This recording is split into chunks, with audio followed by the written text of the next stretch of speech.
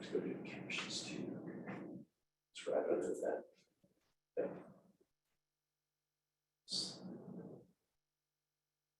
Show, I think you have to show captions.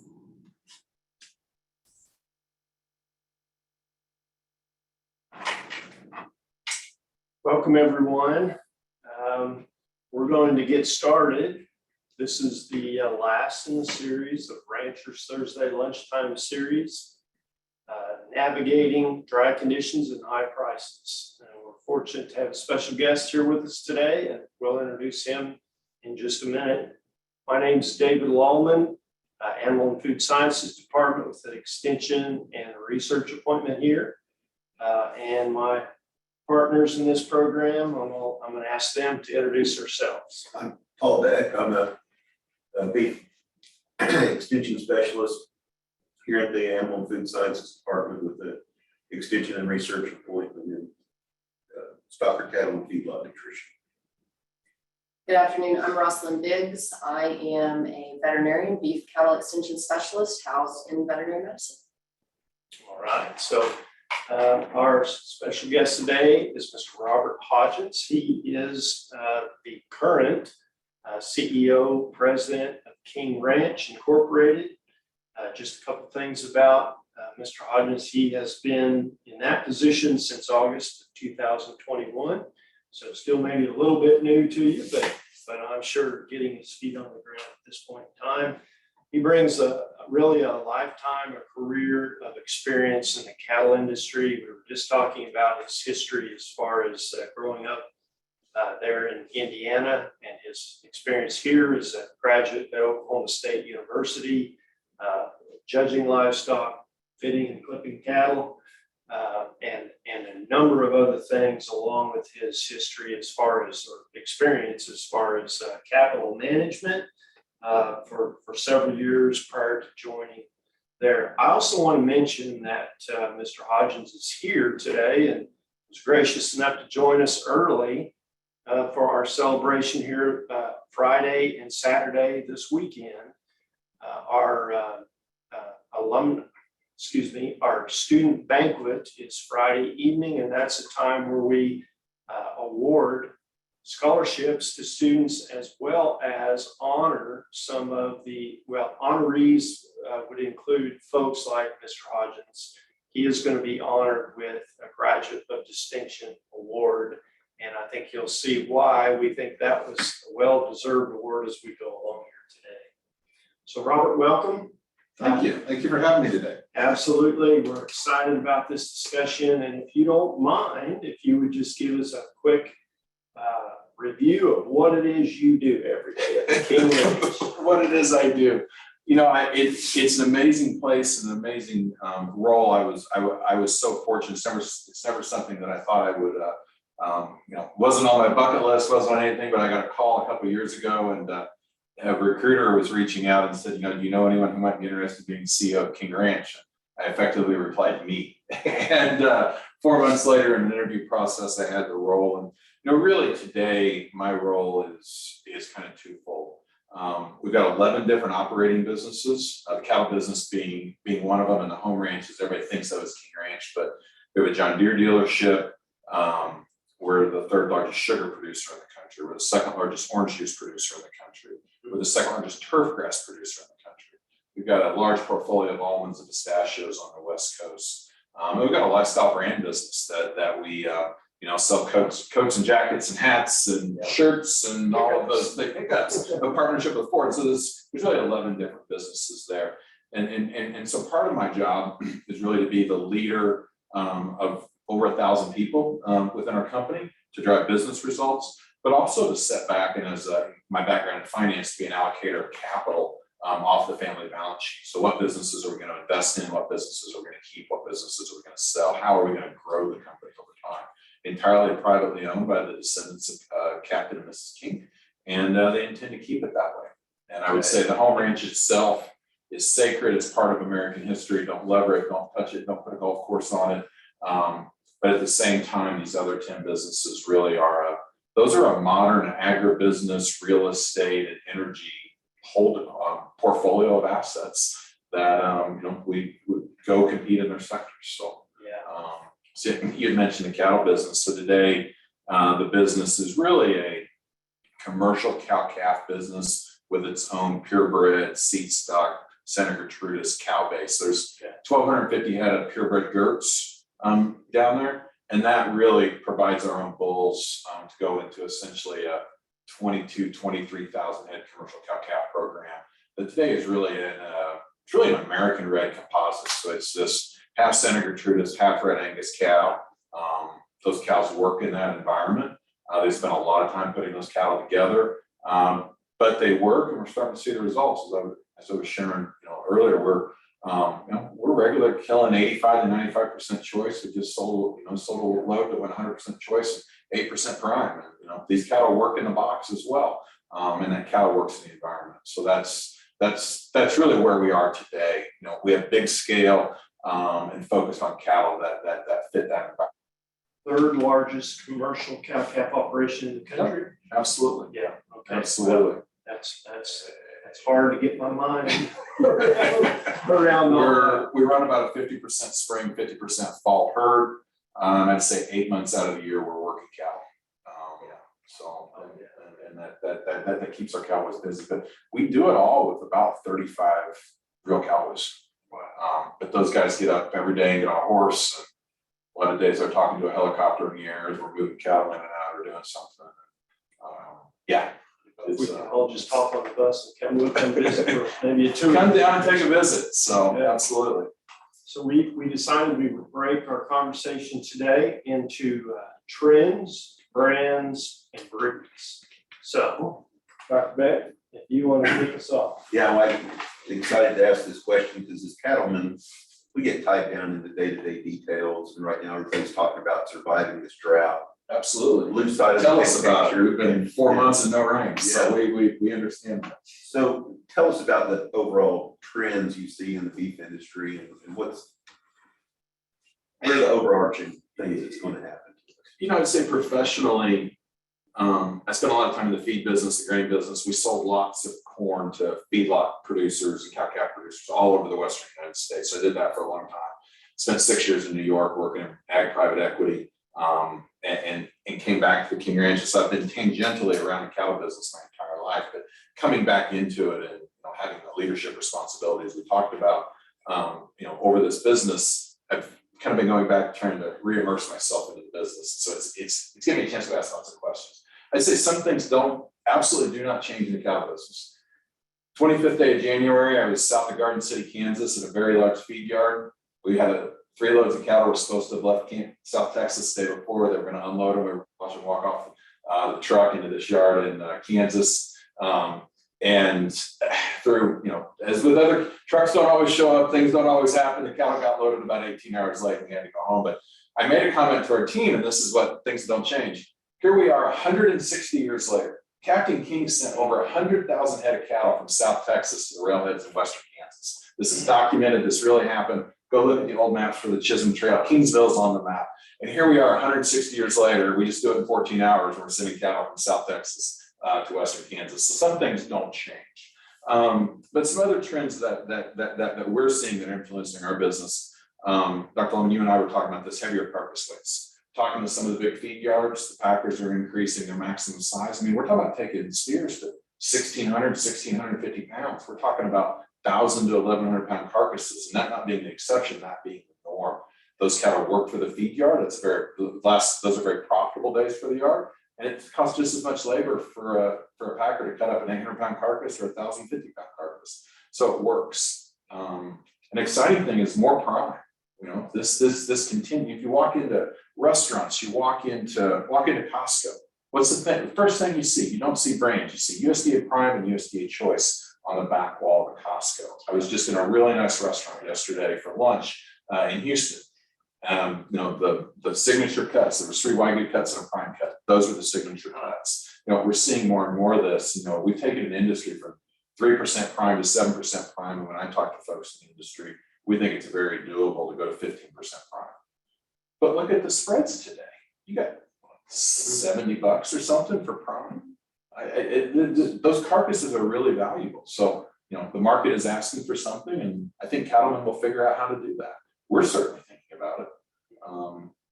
I think another trend that is a bit controversial, but this beef on dairy, we're headed down a path to put 3 to 5 million head of very consistent cattle into the supply chain. And on Monday, I was with the head of the meat deli case for HEB grocery stores, and their head of their beef business was on Zoom. And we asked them about this. And they said, as long as those cattle, as long as the strips aren't too skinny, really the cattle, and that's more of the true Holsteins. But what we're seeing is these cattle, they grade, they feed, they fit in the box. Someone like HEB was telling me this week, they're happy to put them on the case if they work. And so we see that continuing to happen. And again, those are more head days in the feed yard, so it works for the end of the chain. If we can figure out liver abscesses, which is a real, we can't stop the chain in the packing plant. We got to get that figured out, and that goes back to how those calves were treated early in their life, calf ranches. We get that figured out, though. These cattle work for the value chain, and I think they work for the customer because they grade. And the last thing that I'm starting to see is at the end of the value chain, the brands, the retailers, the packers, and even the feed yards now are beginning to influence the front end of the value chain. They're beginning to influence the genetics. I put this in the hearsay category. I don't know this to be true, but there was a $250,000 Angus bull sold last summer in Georgia. My understanding is the backup bidder to that bull, the number 2 bidder, was one of the largest feed yards in this country. They weren't buying him just to go sell units of semen. But particularly on these dairy on beef, as you think about it, I think that industry really starts to look like the hog industry. The day that cow conceives, we know what calf ranch that's going to, we know what feed yard it's going to, we know what packing plant within a week or two that calf's going to go. That's just something that looks like the pork industry in some ways, but on 4 million head of cattle. So I think this, and you look at Walmart putting several $100 million into a packing plant. You look at the partnerships with 44 farms. You look at just different parts of the end of the value chain. Because of grid pricing, because the customer saying what works, we're going to come back in and influence the genetics on the front side of trying to put the right cattle back through the system. Seeing that more all the time. Yeah, more all the time. Cattlemen can grow whatever they want. It's free country, but I think you got to think about what's that product and what supply chain is that going to go through. So those are some of the trends that I've been seeing as I've been asking questions. I don't think we have a restaurant like that in Stillwater. The No. Wagyu, the prime. We do not. We need one, but you don't. That's why I eat steak at my house, so. So Robert, we talked a little bit as we were kind of preparing for the discussion today, and you've mentioned in the comments further consolidation in the industry, mentions of the pork industry too. Tell us a little bit more about that, and understanding that in Oklahoma and many parts of the US, our average herd size of the producer is 40 head, right? And it's folks that are working other jobs, but they're still maintaining that cow herd at the house. Absolutely. Where does that all fit in with maintaining those small herds but also looking at consolidation? Where do you think we're headed? We'll talk about it from a couple perspectives, and I think let's start with what we're seeing in the feed yard side. We have a small feed yard at King Ranch, and we're permitted for 16 to 20,000, let's say. So I've been trying to figure out what to do with that yard. Do we keep it? Do we not? We've now got a packing plant that's doing great things in Corpus Christi. That's changed things with SCS Pack, and they've become a good partner to us. So I've been on a bit of a go learn about the feed yard. So let's go back to trends. So I went and looked this up in 1998, 25 years ago, year after I got out of college. We had about 10.5 million head of cattle on feed that year as an average. And the top 5 feed yards had about 1.3 million head of capacity. Today, we've got about 12 million head of cattle on feed, 11.9 or whatever. And the top 5 feed yards control 2.6 million head of capacity, or about 20% of the industry. And so I really asked the question, why will that trend stop? And you look at the owners of the top 5 feed yards in this country, you got 3 families and you got 2 owners that are institutional capital. You got a couple of New York hedge funds and you got a private equity firm as well in that. So you got outside money that's coming in because it works financially. And those businesses make money over time. And so I don't see that 20 years from now, why should we not think we're going to have maybe there's 10, 12, 13 million head of cattle on feed, but why can't the top 5 packers be 5 million head of capacity? There's nothing stopping that. It's a lot of money, but it's not that much money at the end of the day. And I can appreciate that for my time being in New York and being around, lots of institutional capital coming in. So we see these, I think the feed yard industry will continue to focus on grid pricing and can consolidate down. And, that's a part that could 10 or 15 feeders control 80 or 90% of the cattle on feed. That's not unthinkable in my lifetime. I think the opposite, you talk about the cow-calf side, I think if we're honest with ourselves, the cow-calf business is a byproduct of recreational land ownership. People want to own the land for other reasons. And my time at King Ranch, I've gotten to look at the books for several of the large ranches that have traded in this country. You cannot go buy a large ranch and finance it just on cattle. The numbers don't work, but I'm not telling anybody on this call that they don't already know. So I think this fragmentation in the cow-calf sector will continue. But I think where there's going to be more opportunities, and I know a number of the breed associations are working on this, the feeders are coming at it, the brands are coming at it, the retailers are coming at this, that we're going to have more programs that look like, here's the bulls, here's the cows. You want to run your cattle, you want to do this, great, we're going to make it really simple. Here's the genetics that we know work, they work in your environment, and we want the calves back.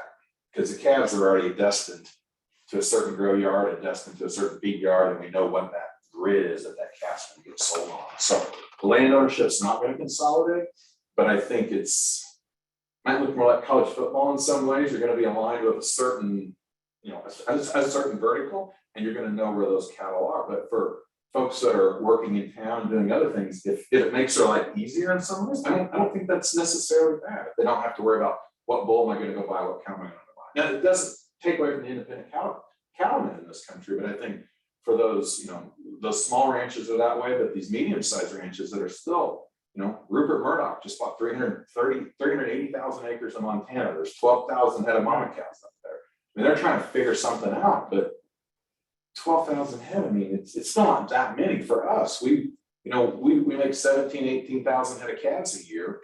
Let's say we keep some heifers, we're talking 12 to 15,000 head of cattle are going to go into the beef supply chain every year. That doesn't keep an Amarillo packing plant busy till about, the first 15 minutes every morning or something. I mean, it's nothing in the grand scheme of things. So I think that's where being aligned in different systems, I could see, more of these collaborator herds. The seed stock producers have figured this out. And I see that looking more like going into more of the cow-calf industry as well. That's our view on it. So. Certainly, it's probably more and more opportunity for those moderate-sized operations to sort of jump in on those opportunities. I mean, why not? Absolutely. We were talking with a big ranch in Central Texas. They got 3,000 head of mama cows. Okay, that's something where we've got scale. We can say, here's the right program you guys are running. We're going to partner. We're going to supply the genetics into that as King Ranch.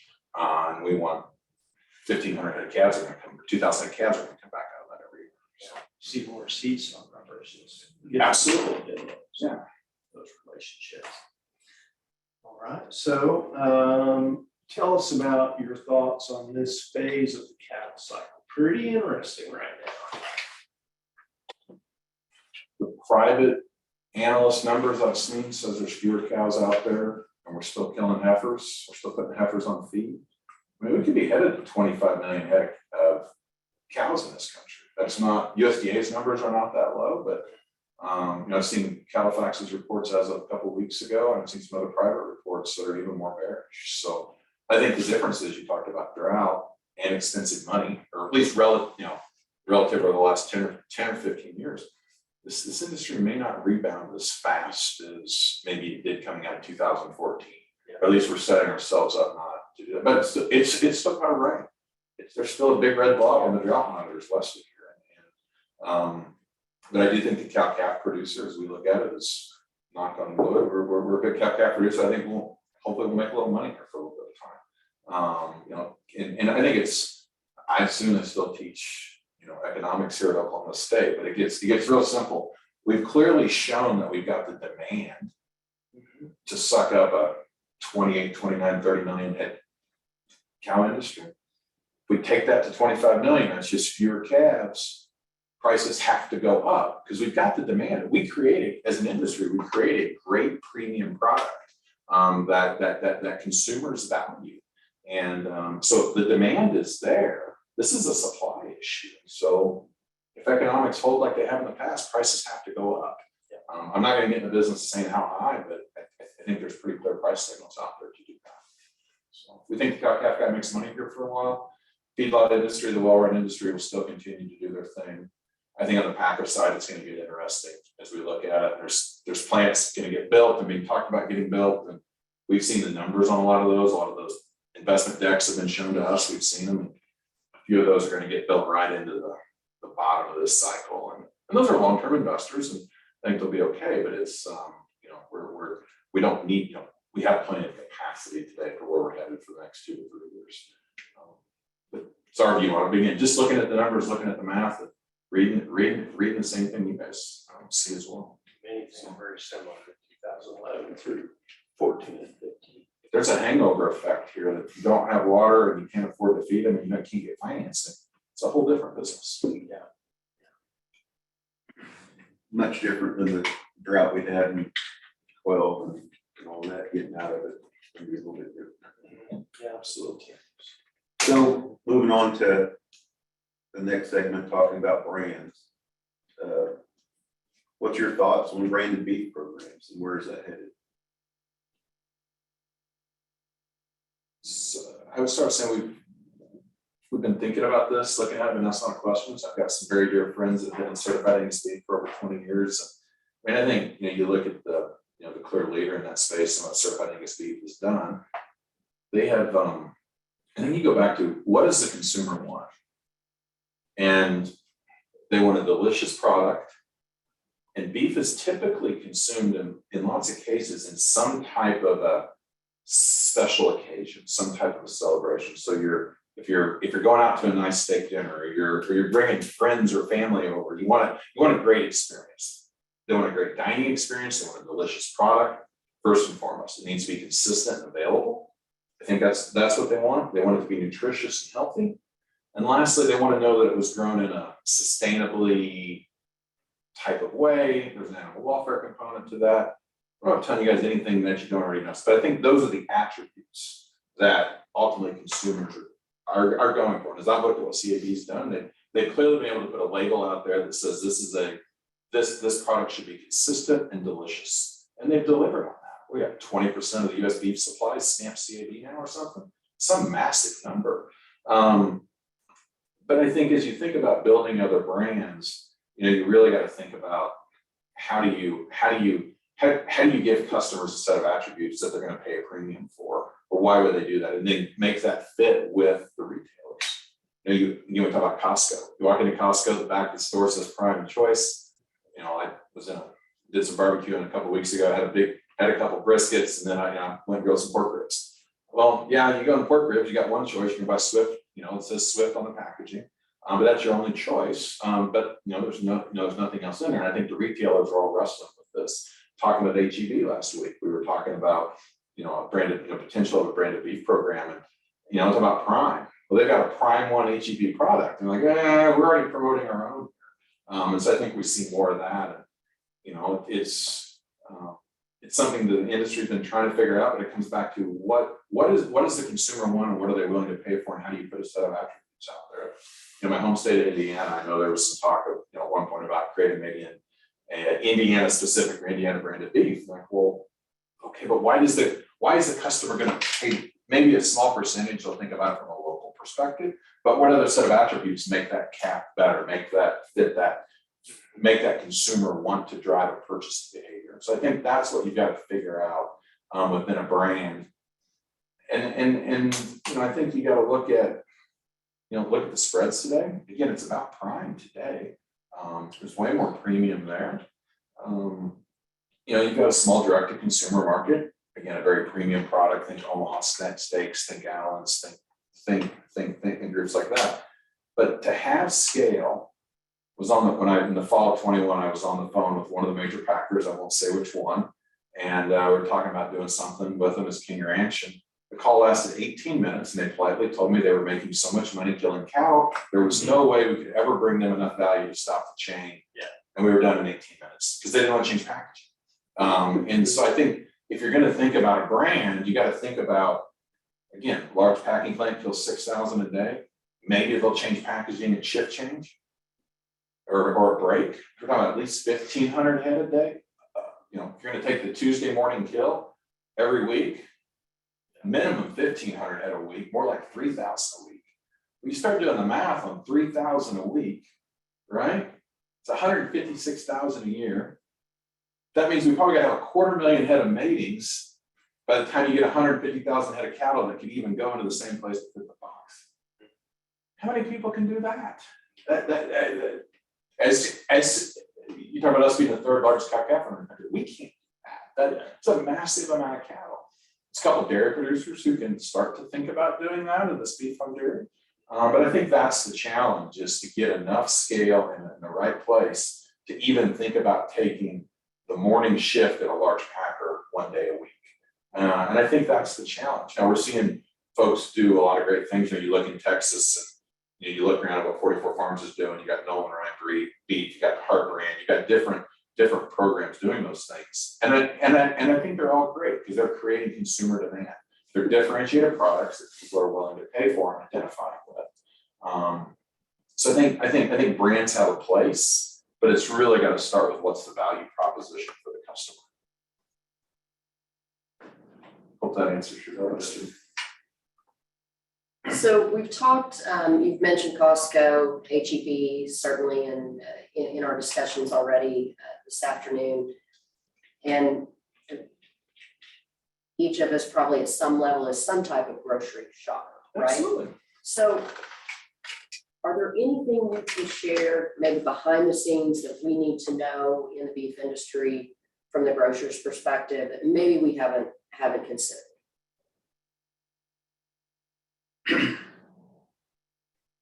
I think we spend a lot of time as an industry, data, metrics, EPDs, breeds, all these other things. And again, we're the master of the Santa Gertrudis industry. We developed a breed as King Ranch. Setting in an hour meeting on Monday, we never talked about those things with a grocer who has a 50% market share in Texas, literally puts the groceries in front of 15 million people every day. None of those things came up. What they talked about was marbling. What they talked about was kind of ribeye size and cuts. They talked about availability and supply chain. And they talked about pricing. So we spend all this time internally in the industry trying to do all these different things. But you go talk to the guys that are buying our product and putting it in front of the customer every day. None of that comes through necessarily. So I think to me, our challenge in all the businesses I've been in, I've been in lots of different ag businesses over my career. Our challenge to our guys on the ranch is, what does the customer want? Who is our customer? What are they thinking about? And then let's figure out how to build a product for them. And I'm not saying we shouldn't do all the things that you folks would do on an extension. I mean, we need to make better cattle. We need to make a more consistent product. We absolutely need to do those things.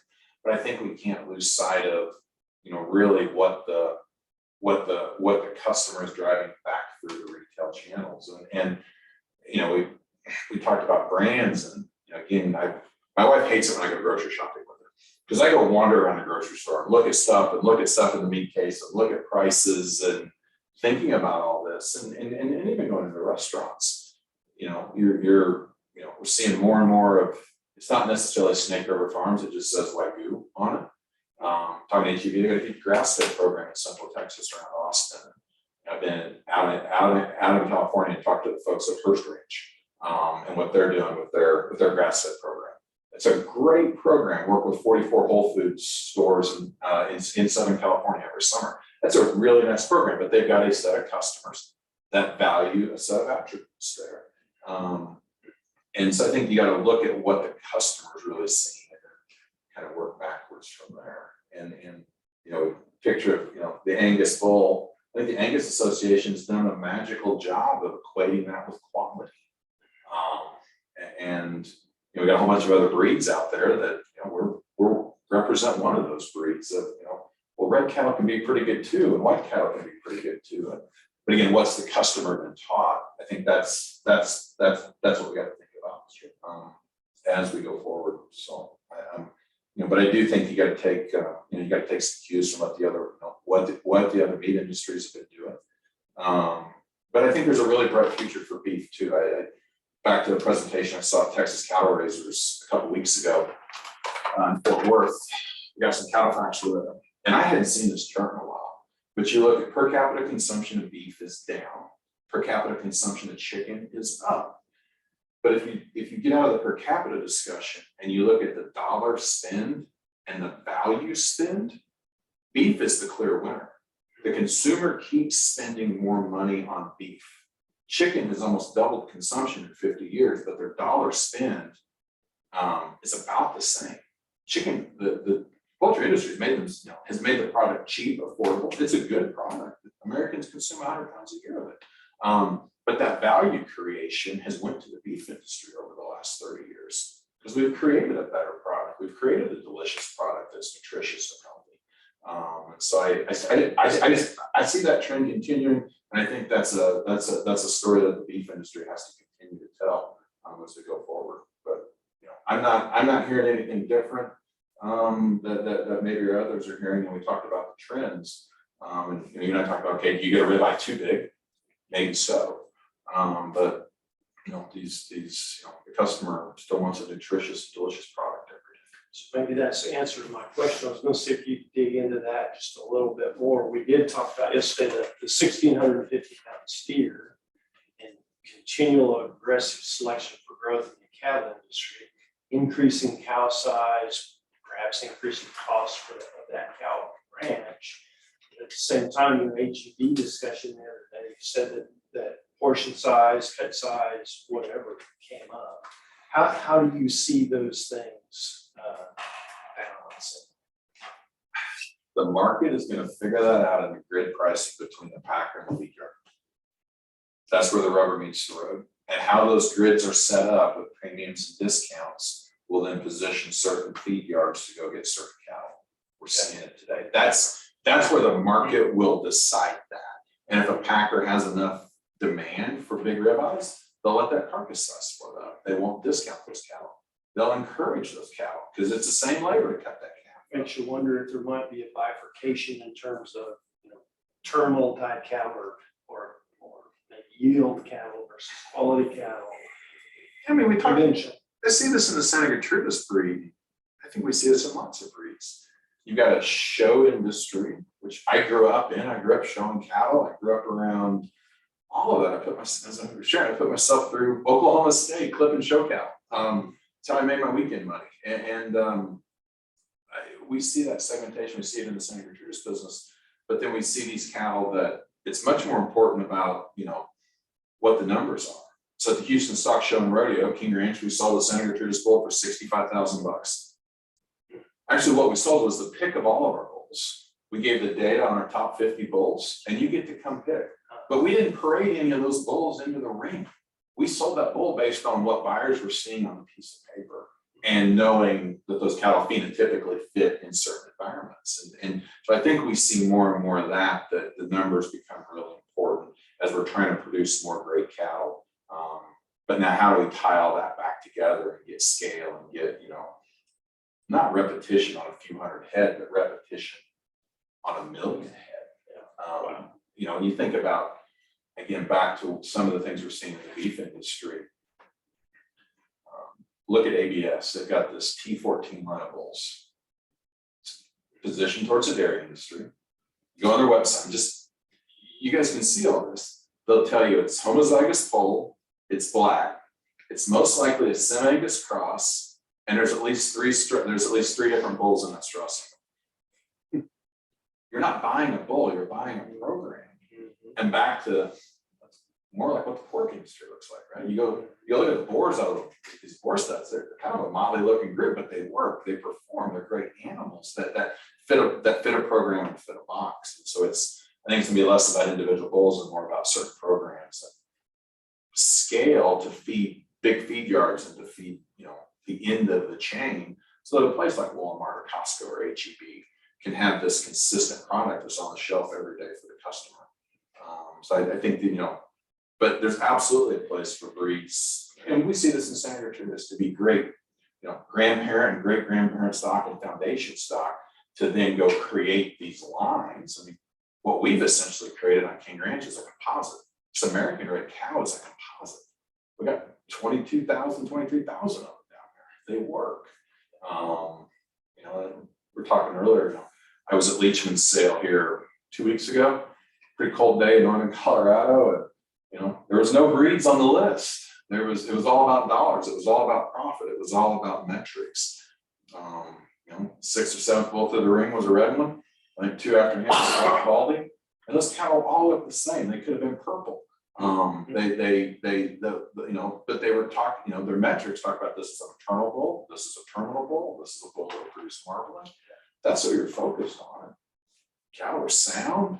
I tell you the other thing, you talk about cows getting bigger. I was talking with a large scale cow calf producer in Texas who was also at that sale. And he's been working with some of these genetics. He tells me that his average cow size is down 100 pounds over 7 years. We're making growthier cattle, but we're not making bigger cows. I don't think we have to. Yes, certainly not taller cattle. They're longer and wider and more body. But there's ways to do this without making the average cow size go up 40%. Sure. Those cows don't work. They don't work in a lot of these environments. And at the end of the day, the cow's got to fit the environment. And we did it with birth weight and mature weight. Absolutely. We can do it with absolutely that as well. Okay, so final thing on brands. Are you all thinking about a King Ranch brand? Our shareholders have challenged us to do that. I go back to attributes and I say we're still learning. Trying to figure out how do you do it well, how do you do it on scale, and how do you do it so when a customer walks into a place where they're going to interact with that brand, that it's well done, that it means something.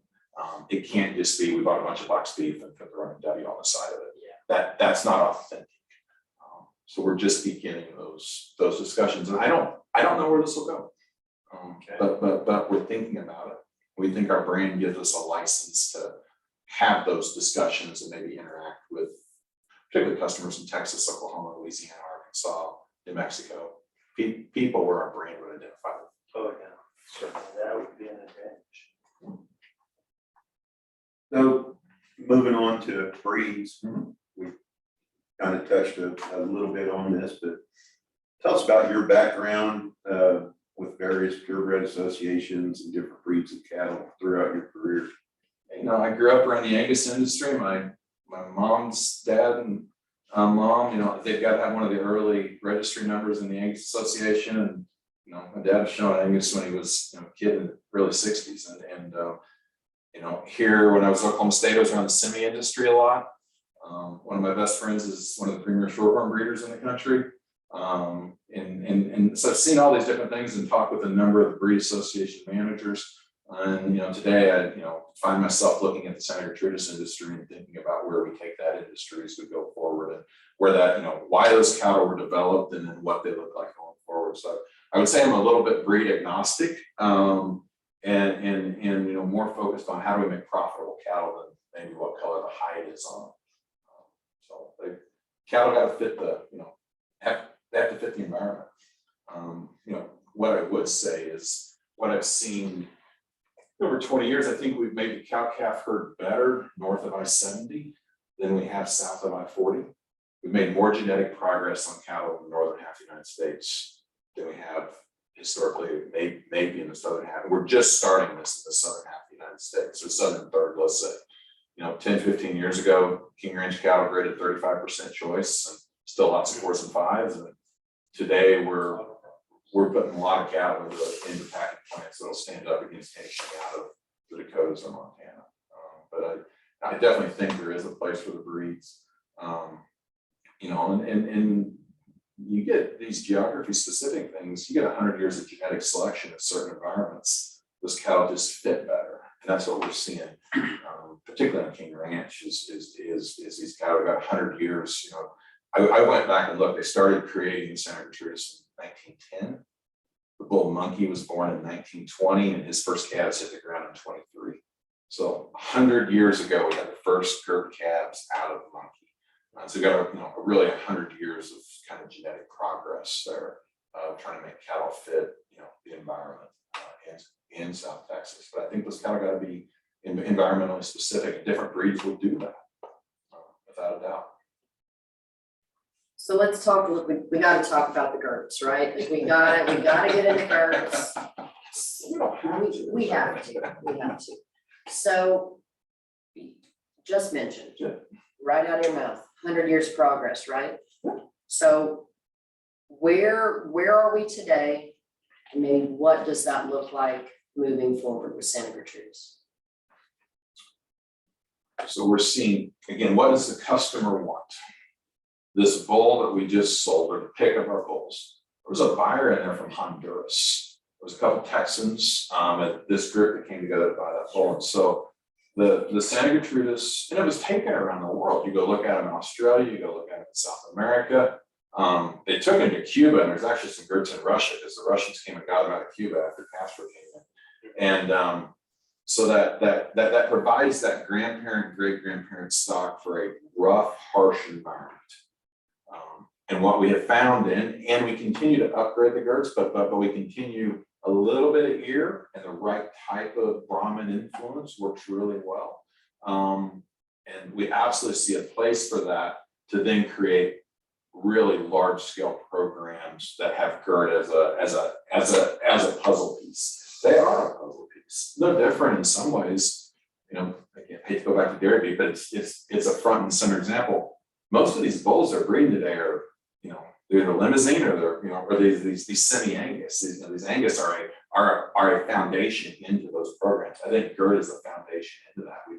We don't see it going away, and we're seeing people spending money, customers spending money saying those cattle work in our environment. And so, things in the equatorial belt, they're pretty good cattle. We think they work in the Intermountain West too, where you got big droughts, big heat. Those cattle got to walk a long ways. The girt industry, in particular our cattle, have been selected as much for phenotype as they have for genetic numbers, genetic progress, those types of things. So guy on the ranch who picks the heifers every year, and all those commercial cows, he doesn't have numbers in front of him. I mean, we've already sorted that out. He's picking 4,000 or 5,000 head of heifers a year phenotypically out of a 10,000 head or 8,000 or 9,000 head heifer pool. Those cattle are picked for 100 years on phenotype. And it shows, and now we're figuring out how to make those cattle better on the rail and how they feed better. Yeah, but I'd say it's a great foundation piece for this American red that we're seeing that works, again, particularly south of I-10. And we think south of I-40, a quarter girt, 3/4 red Angus, or 3/4 something else. We think those cattle do really well. We got a lot of cattlemen in Oklahoma come down, buy big groups of heifers, and taking it back and saying they're going to keep those heifers out of these American reds. They're going to put them one more time, and they really love those, half American red, half something else cattle, to work in south of I-40 in North Texas and So I want to interject here out of order, but south of I-10, you're talking about a fairly small amount of ear for your foundational, as far as Brahmin breeds. How much is enough and how much is too much for your environment? A guy named Heath Grigg who runs the ranch. The guy that runs King Ranch, this guy named Heath Grigg is a part of our executive team. You guys, Keith, what he's excited about. He's excited about some quarter girt, 3/4 blood red Angus heifers that we're trialing, let's say. I think the other thing is the native cattle, the English crosses. We're figuring out how to make them shorter haired. 100 years down there, we're making them more heat tolerant. And I think we don't, there's been genetic, just natural adaptation over time A lot of these other breeds are, those cattle are figuring out how to work in, south of I-10 in the swamps of Florida, southern Georgia, southern Alabama, Louisiana, and South Texas. And so I don't know if we have an answer to that, but I would tell you from our perspective, that percentage is going down and not up of Brahman influence. And part of that's also driven by, you might not get quite the performance, but that high choice and that prime carcass is worth a lot of money on the backside. And so I think, we're seeing more, what does the customer want, influencing that as well, but we're figuring out how to make these, native cattle, these English cross cattle work in those environments even more and more.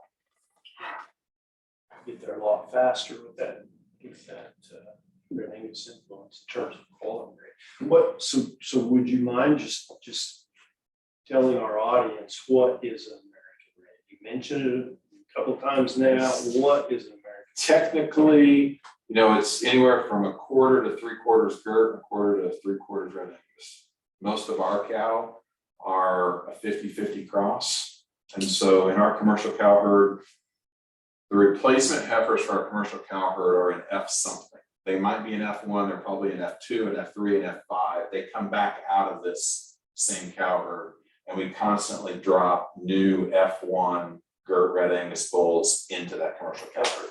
So we're taking our purebred girts, we're breeding them to red Angus. That's making our bulls, and then those bulls go out into that commercial herd, and so you've got essentially this composite, and that seems to be working throughout the value chain. Cows get bred, they have calf by their side, and King Ranch is pretty brutal on that. It's a 2 strikes and you're out. If you don't get bred as the first calf heifer, you go back to the feed yard. There's no second chance there. Then if you show up dry or open anywhere in your life on a second strike, you're gone. And so you do that on 20,000 head for 100 years. You build fertility into these cattle. You build longevity into these cattle. We've regularly got 12 to 14-year-old cows in that herd. These are not 7 and 8-year-old cows in the prime of their life down there. So these cows have longevity. And all for commercial cow producers, that adds up. That adds up on these bulls being able to be 6, 7, 8 years old, not flushing bulls out at 4 years old. If you can dial back how many new animals you got to put in your system every year, and we talk about the average cow herd, if you don't have to buy a bull this year, you can wait another year. If you don't have to buy 10 less replacement heifers, that all adds up. So that's it's really a composite for us that's been working. Well, certainly want to open up to our audience. We do have time for a few audience questions. As is regular, you're welcome to put those in the chat or the Q&A.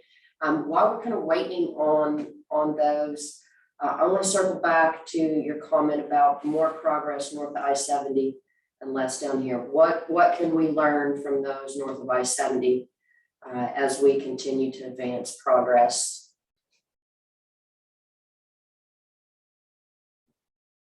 They just had a head start on having cattle that graded better and grew better, and just a different set of what the customer wanted was more natural.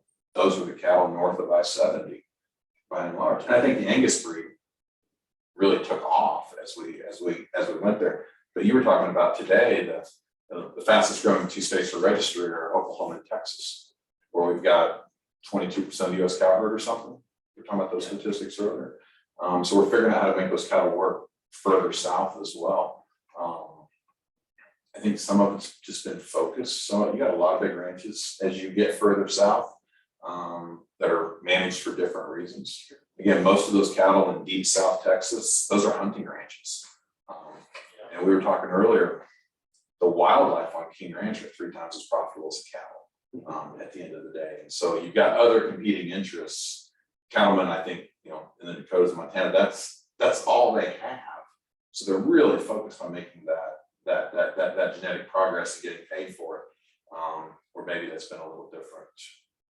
I think King Ranch has certainly had a focus on making great product, but whether we're in the helicopter flying around or we're driving around, I see lots of other cattle down there that there's still some rough looking cattle I spent a lot of time in Florida. There's still some rough looking cattle in Florida. Not everyone, there's some great herds in Florida as well. I think it's maybe more focused, other competing interests for what the land is being used for in some ways. Do we have any questions at this point? So, what do we have? Just, we've got a few minutes here. So I have a question about, very diversified operation. One of my interests being raised in Oklahoma is the integration of cropping and livestock operations. That was the benchmark of Oklahoma operations, and you have other areas of the world starting to embrace some of that, but in the United States, we're separating crop production from livestock production. How are y'all integrating any of that together, or is it being kept as just purely separate? Our cow-calf business is separate. We've got a 75,000 acre cotton and milo farm that sits really as part of the north side of the ranch, but cotton and milo make more money per acre than cattle. We're converting brush to cotton and milo, not going the other way. We really use a little bit of our own silage. I think, Oklahoma still is a really special place in the world where we can grow wheat pasture and make a decision at the end. We're gonna keep grazing cattle or cut that out. I think Oklahoma is one of the places where that really works. You look at my home state of Indiana. I mean, we have cattle in places that aren't flat enough to grow corn and soybeans. Otherwise, it's corn and soybean field. I think there are places, particularly in look at the Intermountain West on pivots, look at the Front Range of Colorado, where those corn stalk fields are desperately needed as part of that supply chain. So those cattle that spend all summer in the mountains, they gotta have a winter home. And I think crops are a great place for those winter homes. So there's certain pockets in different parts of the United States where that comes together.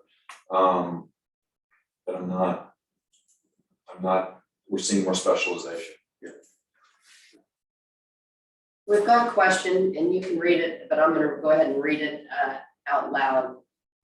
Maybe from your broad perspective, we talked about where we are in this point in the cattle cycle. What's your recommendation if I've got shortbred heifers at home? We need to market now, or do we want to wait a bit? And if the answer is wait, and we're probably not gonna hold you to this since you don't have a crystal ball, but I think we're how just. long would you wait? You'll never know till it's too late. In some ways, I'm not going to answer the question, but I'm going to give you we'll talk about our own experience. That's a tough question. It's a tough question. I mean, Here's what I would say. 6 weeks ago, and I think others are doing this, but let's use this as an example. 4 weeks ago, we pulled about 1,000 head of what I would call our second cut heifers off of grass. They were destined to a feed yard. They're not headed to Kansas. They're going to stay and they're going to get bred. We think, again, we're seeing private numbers that show this thing as a deeper cut. We think there's more upside. We're going to breed about every cow we can. That's our answer at this point. That's not always the answer. Now, you got to have grass. I have no idea where this producer is on grass. I have no idea where they are on financing, where they are on feed, where they are on all these other factors. What I can say is if we have the ability to hold on to heifers today, we are holding on to heifers. I'll answer that from our perspective. Steve will, have his own, their own set of dynamics. But I tell you, if it doesn't start raining in South Texas, we got to start selling cows. I mean, we had a little bit of rain last week. We had a couple inches in September, and we had effectively no rain from October 15th until 10 days ago. 0. So we're staring that in the face, as many producers are. And that's a huge, if you don't have feed, it's a game changer. So my question to you, says he has plenty of grass. My question to you, Robert, is